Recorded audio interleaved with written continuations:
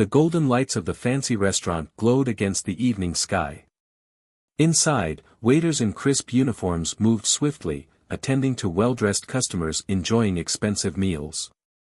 At the entrance, a young boy stood hesitantly, his clothes worn but clean. He clutched a few crumpled bills in his tiny hands, his eyes fixed on the menu. Taking a deep breath, he stepped inside. A waiter noticed him immediately and frowned. "Hey! What do you think you're doing here?" The boy gulped. I just want to buy some food." The waiter sneered. "This is not a place for beggars."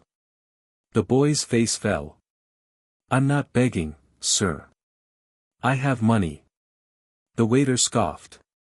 "Your money won't even get you a glass of water here."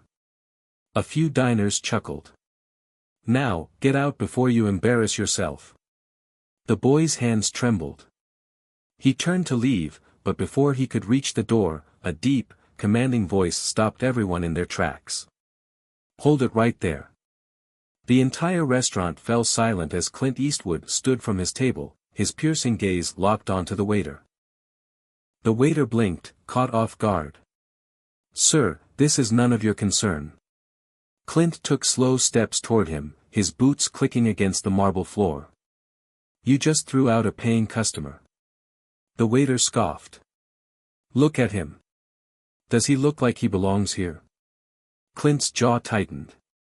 "Does respect have a dress code?" The waiter hesitated. A few diners exchanged uneasy glances. The restaurant's manager rushed over, sensing the tension.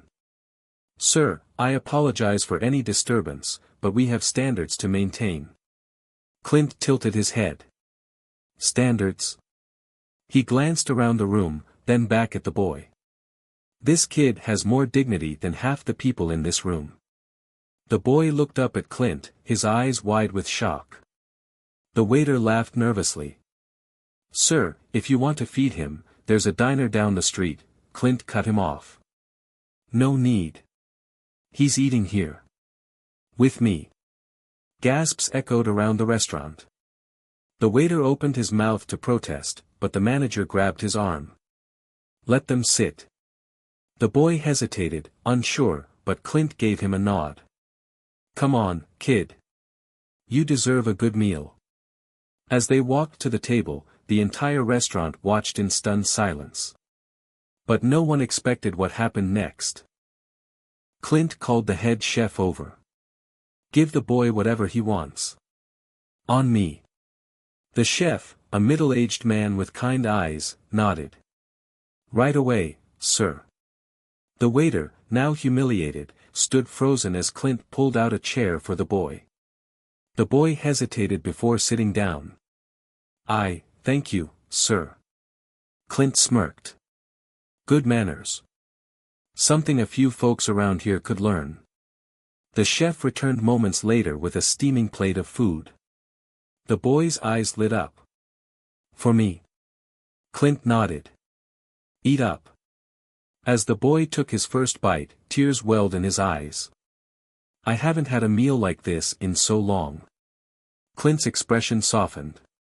"Well, today's your lucky day." The waiter clenched his fists, glaring at Clint, but he didn't dare say a word. Then, an unexpected voice spoke. That was wrong. A wealthy-looking woman at a nearby table sighed. "I was laughing before, but now I see how cruel it was." Another man nodded. "That boy had more courage than any of us." A slow shift occurred in the room. But the biggest shock was yet to come. The manager, now feeling guilty, cleared his throat. "Young man, I apologize. That should have never happened." He turned to the waiter. "And you're suspended." The waiter's face turned pale. "What?" But, the manager's voice was firm. "I won't have people working here who don't respect others."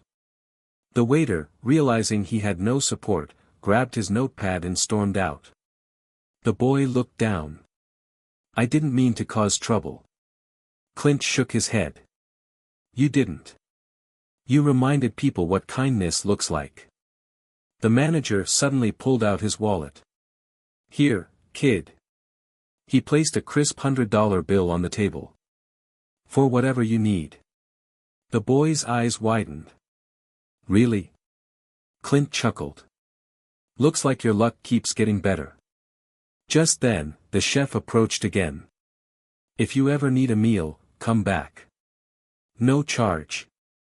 The boy's lip trembled. "Thank you. Thank you all." But then, Clint did something that left everyone speechless. He reached into his pocket, pulled out a small card, and handed it to the boy. "You got a good heart, kid. This is my number. If you ever need help, you call me." The boy clutched the card like a treasure. "I won't forget this, sir." Clint nodded, then stood up, tossing a few bills on the table. "Let's go." The boy hesitated. "Where?" Clint smirked. "How about dessert?" The boy grinned, quickly wiping his eyes. As they walked toward the door, the entire restaurant erupted into applause. People who had once laughed now stood in admiration. Clint gave a final glance over his shoulder, then stepped outside into the cool night. The boy looked up at him. "You're like a hero." Clint chuckled. "Nah, kid. Just someone who doesn't look away." As they disappeared down the street, one thing was certain: kindness still had the power to change the world. If you love stories that inspire, don't forget to subscribe and hit the bell icon so you never miss our latest videos.